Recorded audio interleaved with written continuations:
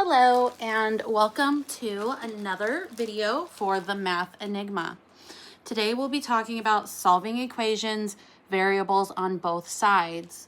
So I have 4 different problems that I want to walk through, but I just want to keep the focus on one problem at a time. And then I have my advice down here, which is you always want to get the x's on one side and numbers on the other side. And then addition and subtraction first, then multiplying and dividing. Essentially, this means first we want to focus on those x's, just getting them to one side, and then we'll focus on getting the x alone. So as usual, we're going to use a pencil because we're human. We all make mistakes, which is okay. So using this pencil, we need to think about it by taking it one step at a time. So I like to write my x's with this little swivel on the side, just so I know that it is actually a variable and not the multiplication sign. And if you ever see me doing multiplication, I typically try to use like a dot to signify multiplication, because as we advance through math, you will start seeing more of the x variable come up. So for this first problem, 3x equals 2x plus 50. What we notice is that there is an x on both sides plus 50. So this side of the equation already has x without any other numbers involved. So we should just move this 2x over to the other side. And so when it comes to a problem, you can really do anything to the equation as long as you do it to both sides. So if I wanted to add 100 to both sides, I could. If I wanted to subtract 50 from both sides, I could, but that does take away from the goal. Our goal is to just solve for what x equals and getting everything on its own side. So doing this 2x minus 2x on this side gets rid of this. And then 3x minus 2x is just 1x, or you can just write it as x. And then you're going to write equals 50. So this first problem, very introductory. I can't talk tonight. Just very simple, very clean cut. And so now we can move on to problem number 2. So in problem number 2, we're looking at 6x equals 2x plus 44. So we notice that the 6x is larger and that there's no plus or minus any other number on this side. So I just want to focus on doing 2x, like take this off of this side, so subtract 2x. And then since I did it to one side, I have to do it to the other. And that makes 4x, right? And then we can't forget to bring down this other part of the equation. So 4x equals 44. Now, just because we have the x on one side and the numbers on the other doesn't mean that our problem is done, because there is still this 4 here. So in order to get rid of 4 times x, you would have to divide by 4, because 4x divided by 4 makes this a 1, right? So then all you're left with is x. But now we have to remember to apply that rule. What I did to this side, I now need to do to the other. So I'm going to do 44 divided by 4, right? And then we are left with x equals 11. And I know I moved a little quickly through that, so if you need to rewind a little and rewatch just to understand, that's perfectly fine.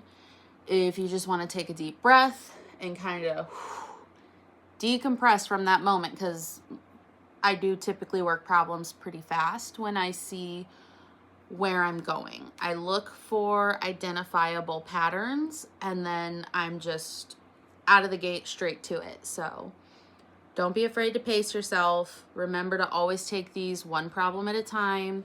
You know, you can always get a piece of paper and cover up this half whenever you're doing your homework or writing it out on new sheets because you don't want to look at all the problems.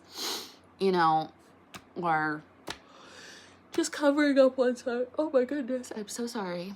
All right, so moving on to problem number 3. This one we see that there's 6x plus 16 equals 2x plus 28.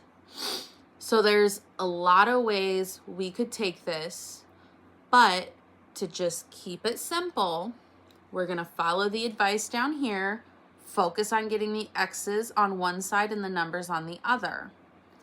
Addition and subtraction first. So I personally prefer to say what is the largest x, and that's the side I'm going to move my x's to. So because 6x is larger than 2x, I just take off this 2x, right? That's going to be the easier one to just move over. Then we aren't having to deal with negatives, because when you have to start dealing with negative x's, then you're multiplying, dividing, moving negatives around, and I'm not in the headspace to want to think about that when I can avoid it. So we now have 6x minus 2x, which is 4x, plus 16 equals 28.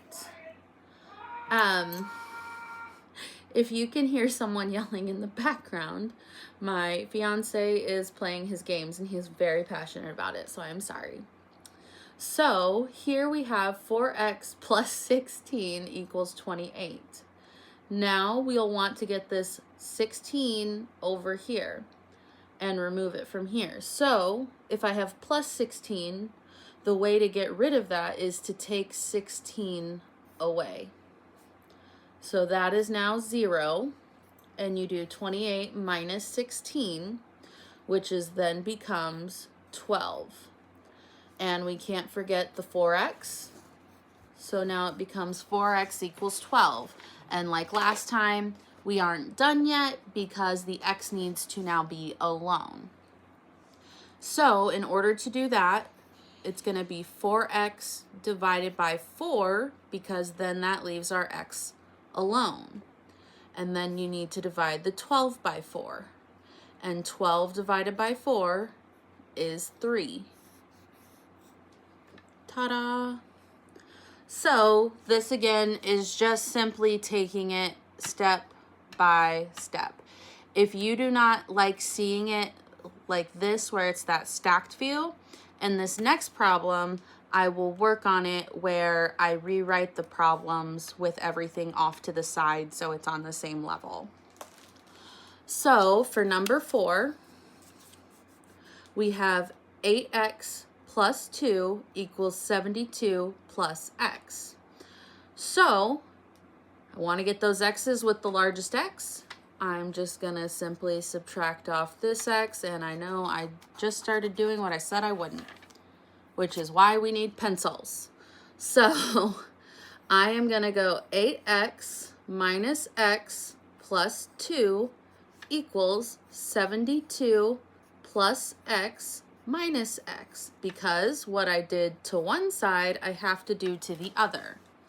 So when solving that, now we are going to have 7x plus 2 equals 72, because x minus x is 0.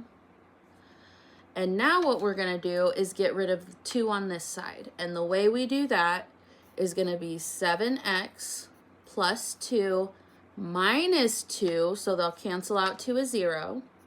And then it's equals 72 minus 2, because what we did to one side, we now have to do to the other. So these are now canceled out, and I am left with 7x equals 70.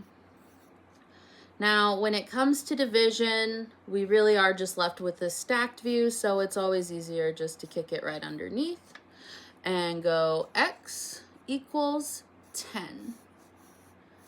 And that is a few different ways that we work with solving equations when there are variables on both sides.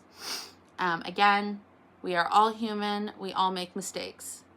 And the key to success with math is being repetitive. So when it comes to homework or finding additional problems, it really helps just to continue practicing these steps over and over and over again, so that way you have that pattern down. So when you're being tested on it, you can see, I need to get them all to one side. I'm going to identify and start moving those variables around. When you're left with your simple problem of there just being a number attached to the x, you will be able to quickly solve it out for x to be alone. So I really hope this video helps. If you have any more questions, please drop a comment. If you liked this video, feel like you learned, please give me a thumbs up and subscribe if you haven't. Thank you.